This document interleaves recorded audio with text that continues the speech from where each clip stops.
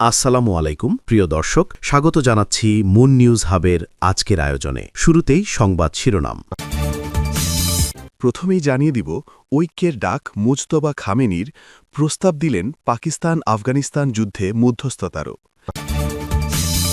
জানিয়ে দিব, ইরান যুদ্ধ, ইসরায়েলের সঙ্গে কি যুক্তরাষ্ট্রের দূরত্ব তৈরি হয়েছে। জানিয়ে দেব, মার্কিন গর্ব চূর্ণ, প্রশংসায় ভাসছে ইরান।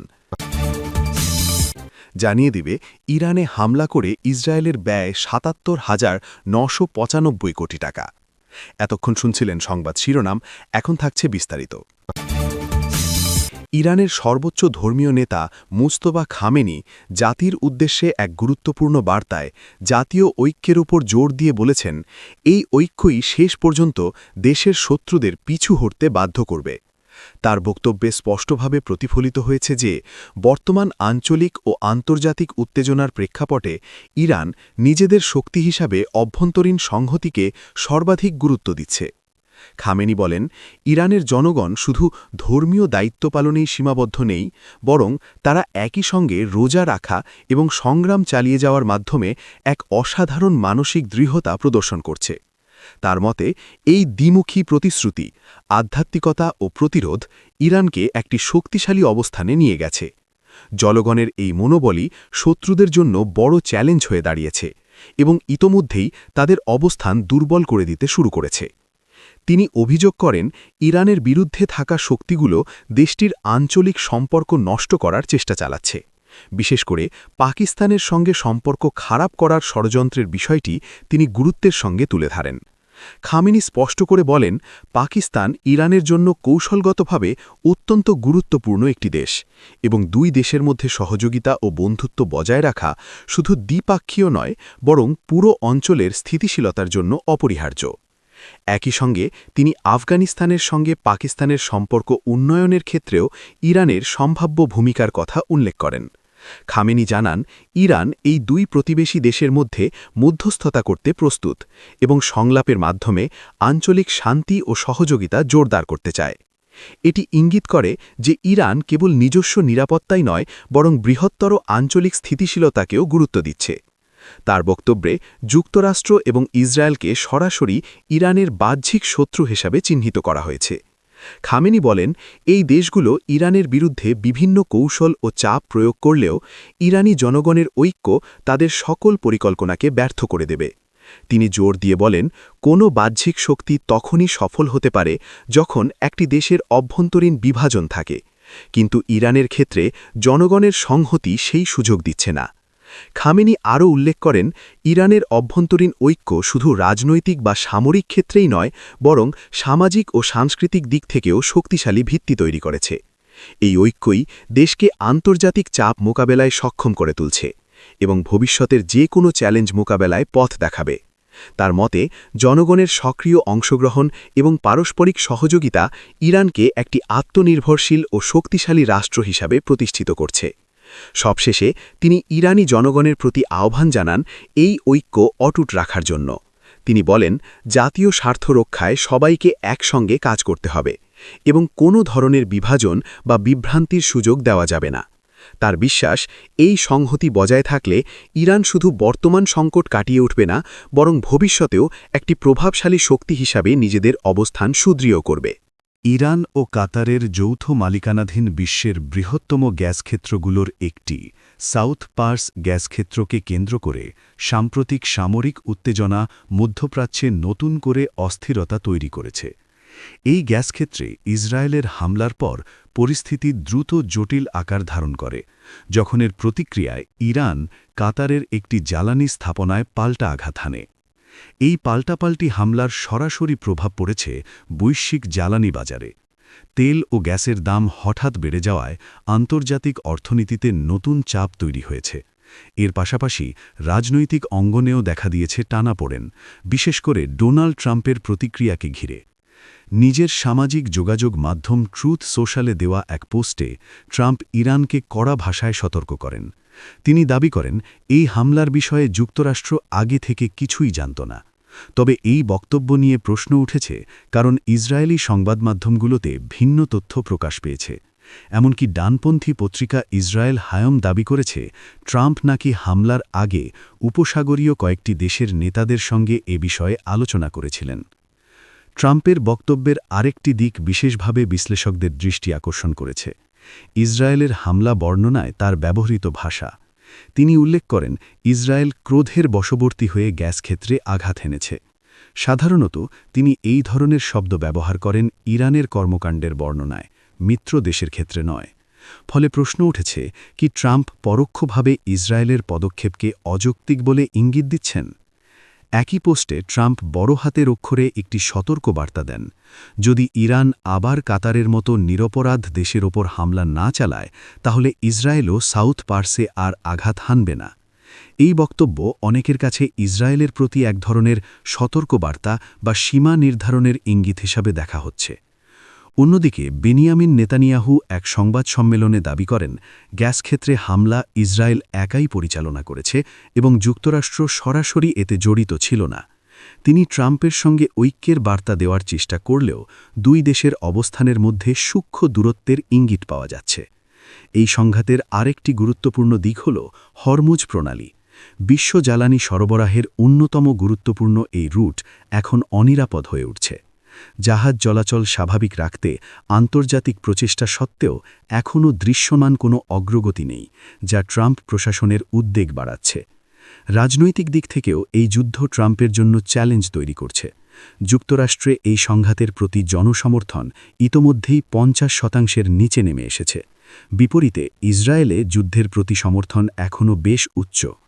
বিশ্লেষকরা মনে করছেন, এই সংঘাত একদিকে নেতানিয়াহুকে রাজনৈতিকভাবে শক্তিশালী করতে পারে, অন্যদিকে যুক্তরাষ্ট্রের অভ্যন্তরীণ রাজনীতিতে ট্রাম্পের দল রিপাবলিকান পার্টির জন্য ঝুঁকি তৈরি করতে পারে, বিশেষ করে আসন্ন মধ্যবর্তী নির্বাচনের আগে। সব মিলিয়ে সাউথ পার্সকে ঘিরে এই সংঘাত শুধু একটি সামরিক উত্তেজনা নয়, এটি বৈশ্বিক জ্বালানি নিরাপত্তা, কূটনৈতিক সম্পর্ক এবং অভ্যন্তরীণ রাজনীতির জটিল সমীকরণকে সামনে এনে দিয়েছে। পরিস্থিতি কোন দিকে মোড় নেবে তা এখনও অনিশ্চিত, তবে এটি স্পষ্ট যে এই সংঘাতের প্রভাব বহুদূর পর্যন্ত বিস্তৃত হতে পারে। যুক্তরাষ্ট্রের অত্যাধুনিক স্টিলথ যুদ্ধবিমান F-35 লাইটনিং 2কে ঘিরে এক বিস্ময়কর ঘটনার খবর আন্তর্জাতিক সামরিক মহলে তীব্র আলোচনার জন্ম দিয়েছে। বিভিন্ন সূত্রে দাবি করা হচ্ছে, ইরান প্রথমবারের মতো এই পঞ্চম প্রজন্মের যুদ্ধবিমানকে সফলভাবে লক্ষ্যবস্তু করতে সক্ষম হয়েছে। ঘটনাটি বৃহস্পতিবার ১৯ মার্চ প্রকাশ্যে আসার পর থেকেই বিশ্বজুড়ে প্রতিরক্ষা বিশ্লেষক, কৌশলবিদ এবং সামরিক প্রযুক্তি বিশেষজ্ঞদের মধ্যে ব্যাপক বিতর্ক শুরু হয়েছে। প্রাথমিকভাবে একটি ওপেন সোর্স সামরিক পর্যবেক্ষণ অ্যাকাউন্ট থেকে জানা যায়, একটি F-35 যুদ্ধবিমান ইরানের ভূমি থেকে নিক্ষেপ করা ক্ষেপণাস্ত্রের আঘাতে ক্ষতিগ্রস্ত হয়ে জরুরি অবতরণে বাধ্য হয়। পরে ইউনাইটেড স্টেটস সেন্ট্রাল কমান্ডের পক্ষ থেকে জানানো হয়, একটি মার্কিন যুদ্ধবিমান কমব্যাট মিশন শেষে আঞ্চলিক ঘাঁটিতে জরুরি অবতরণ করেছে, যদিও সরাসরি ভূপাতিত হওয়ার বিষয়টি নিশ্চিত করা হয়নি। এই ঘটনাকে অনেক বিশেষজ্ঞ আধুনিক আকাশযুদ্ধের ইতিহাসে সম্ভাব্য এক মোড় হিসেবে দেখছেন, কারণ এতদিন পর্যন্ত F-35কে কার্যত অদৃশ্য যুদ্ধবিমান হিসেবে বিবেচনা করা হতো, যার স্টিলথ প্রযুক্তি শত্রুর রাডার ও প্রতিরক্ষা ব্যবস্থাকে ফাঁকি দিতে সক্ষম। কিন্তু এই ঘটনার পর সেই ধারণা প্রশ্নের মুখে পড়েছে। বিশ্লেষকদের মতে F-35-এর সবচেয়ে বড় শক্তি তার কম রাডার সিগনেচার হলেও এর শক্তিশালী ইঞ্জিন থেকে নির্গত তাপ বা ইনফ্রারেড সিগনেচার একে শনাক্তযোগ্য করে তুলতে পারে। যদি ইরান সত্যিই ইনফ্রারেড ট্র্যাকিং সিস্টেম ব্যবহার করে থাকে, তবে এটি স্টিলথ প্রযুক্তির একটি বড় দুর্বলতা উন্মোচন করতে পারে। সামাজিক যোগাযোগ মাধ্যমে এই ঘটনা নিয়ে তীব্র প্রতিক্রিয়া দেখা গেছে। অনেকেই প্রশ্ন তুলেছেন, বহু বছর ধরে বিপুল ব্যয়ে নির্মিত এই প্রকল্প কতটা কার্যকর। উল্লেখ্য, লকহিড মার্টিনের তৈরি F-35 প্রোগ্রামটি ইতিহাসের সবচেয়ে ব্যয়বহুল সামরিক প্রকল্পগুলোর একটি। কিছু বিশ্লেষক দাবি করেছেন, এই ঘটনার মাধ্যমে ইরান শুধু একটি বিমান ক্ষতিগ্রস্ত করেনি, বরং গুরুত্বপূর্ণ প্রযুক্তিগত তথ্যও সংগ্রহ করতে পেরেছে। বিশেষ করে বিমানের তাপীয় সিগনেচার বা ইনফ্রারেড ফিঙ্গারপ্রিন্ট সংগ্রহ করা গেলে ভবিষ্যতে এই ধরনের স্টিলথ বিমান শনাক্ত করা আরও সহজ হয়ে যেতে পারে।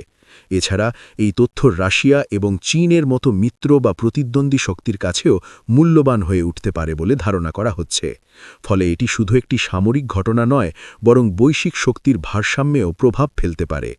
ঘটনাটির আরেকটি গুরুত্বপূর্ণ দিক হল ব্যবহৃত প্রতিরক্ষা ব্যবস্থা। কিছু পর্যবেক্ষক দাবি করেছেন এটি কোনো বিদেশি প্রযুক্তি নয়, বরং ইরানের নিজস্ব তৈরি আকাশ প্রতিরক্ষা ব্যবস্থার মাধ্যমেই এই সাফল্য অর্জিত হয়েছে। যদি এই দাবি সত্য হয়, তবে তা ইরানের প্রতিরক্ষা ক্ষমতার বড় প্রমাণ হিসেবে বিবেচিত হবে।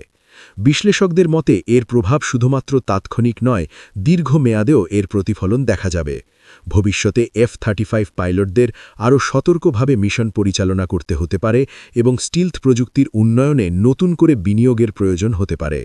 সব মিলিয়ে এই ঘটনা আধুনিক যুদ্ধ প্রযুক্তির এক নতুন বাস্তবতা সামনে এনেছে, যেখানে কোনো প্রযুক্তি পুরোপুরি অজেয় নয়, বরং প্রতিপক্ষের অভিনব কৌশল এবং প্রযুক্তিগত অভিযোজনই যুদ্ধের ফলাফল নির্ধারণে ক্রমই গুরুত্বপূর্ণ হয়ে উঠছে। ইরানে চলমান সামরিক অভিযানের ব্যয় দ্রুত বৃদ্ধি পেয়ে এক নতুন অর্থনৈতিক চাপ তৈরি করেছে বলে বিভিন্ন আন্তর্জাতিক গণমাধ্যমে উঠে এসেছে।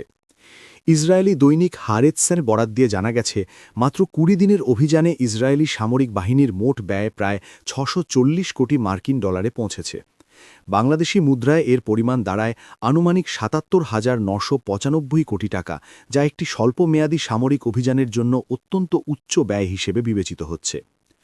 প্রতিবেদনে বলা হয়েছে এই সময়ে প্রতিদিন গড়ে প্রায় ১০০ কোটি শেকেল বা প্রায় ৩২ কোটি ডলার খরচ হয়েছে। যুদ্ধ পরিচালনার জন্য প্রাথমিকভাবে বরাদ্দ করা মোট বাজেট ছিল প্রায় ৩,৯০০ কোটি শেকেল, প্রায় ১,২৫০ কোটি ডলার। কিন্তু বর্তমান ব্যয়ের গতি দেখে ধারণা করা হচ্ছে এই বাজেট দ্রুত শেষ হয়ে যেতে পারে এবং দীর্ঘমেয়াদে যুদ্ধ চালিয়ে যাওয়া কঠিন হয়ে উঠতে পারে। বিশ্লেষকরা মনে করছেন এই ব্যয়ের হার যুদ্ধের সম্ভাব্য সময়কাল নির্ধারণে গুরুত্বপূর্ণ ইঙ্গিত দেয়। যদি একই হারে ব্যয় চলতে থাকে, তবে ইসরায়েলকে খুব শিগগিরই অতিরিক্ত অর্থায়নের প্রয়োজন হবে। ইতোমধ্যেই দেশটির সামরিক কর্তৃপক্ষ নতুন করে অর্থ বরাদ্দের প্রস্তুতি নিচ্ছে বলে জানা গেছে। এদিকে প্রতিরক্ষামূলক ব্যবস্থার ক্ষেত্রেও চাপ বাড়ছে। ইন্টারসেপ্টর মিসাইলের ঘাটতি পূরণ করতে ইসরায়েল সরকার জরুরি ভিত্তিতে $৮২৫ মিলিয়ন একটি অতিরিক্ত বাজেট অনুমোদন করেছে। এই সিদ্ধান্ত দেশটির নিরাপত্তা পরিস্থিতির গুরুত্বকে স্পষ্টভাবে তুলে ধরে। একই সঙ্গে ২০২৬ সালের জাতীয় বাজেট পরিকল্পনায় পরিবর্তন আনার কথাও বিবেচনা করা হচ্ছে, যাতে এই অতিরিক্ত ব্যয় সামাল দেওয়া যায়। এই সংঘাত কেবল ইসরায়েলের অর্থনীতিতেই নয়, বরং যুক্তরাষ্ট্রের ওপরও বড় ধরনের আর্থিক চাপ সৃষ্টি করেছে। হোয়াইট হাউসের অর্থনৈতিক উপদেষ্টা কেভিন হ্যাসেট জানিয়েছেন, সামরিক অভিযান শুরুর পর থেকে যুক্তরাষ্ট্র ইতোমধ্যেই প্রায় $১২ বিলিয়ন ব্যয় করেছে। অন্যদিকে পেন্টাগন আরও বড় একটি সম্পূরক বাজেটের প্রস্তাব দিয়েছে, যার পরিমাণ $২০০ বিলিয়ন বেশি। এই প্রস্তাবটি কংগ্রেসে উপস্থাপন করা হবে বলে জানা গেছে। যদি এটি অনুমোদিত হয়, তবে তা হবে সাম্প্রতিক সময়ের সবচেয়ে বড় সামরিক ব্যয় প্যাকেজগুলোর একটি। সংঘাতের মানবিক দিকও উদ্বেগজনক। ২৮ ফেব্রুয়ারি শুরু হওয়া এই অভিযানে ইরান জুড়ে ব্যাপক ক্ষয়ক্ষতির খবর পাওয়া যাচ্ছে। বিভিন্ন প্রতিবেদনে উল্লেখ করা হয়েছে এখনও পর্যন্ত প্রায় ১৩০০ মানুষ নিহত হয়েছে। এই পরিস্থিতি আন্তর্জাতিক মহলে উদ্বেগ সৃষ্টি করেছে এবং যুদ্ধবিরতির আহ্বান জোরালো হচ্ছে। বিশেষজ্ঞদের মতে এই সংঘাত এখন আর শুধুমাত্র সামরিক শক্তির লড়াই নয়, এটি অর্থনৈতিক সক্ষমতা, কৌশলগত পরিকল্পনা এবং দীর্ঘমেয়াদী স্থিতিশীলতার একটি বড় পরীক্ষা হয়ে দাঁড়িয়েছে। যুদ্ধ যত দীর্ঘায়িত হবে, ততই অর্থনৈতিক চাপ বাড়বে এবং সংশ্লিষ্ট দেশগুলোর অভ্যন্তরীণ রাজনীতিতেও এর প্রভাব পড়বে। সব মিলিয়ে ইরানকে কেন্দ্র করে এই সংঘাত মধ্যপ্রাচ্যের ভূরাজনীতি, বৈশ্বিক অর্থনীতি এবং সামরিক কৌশলের ওপর গভীর প্রভাব ফেলছে।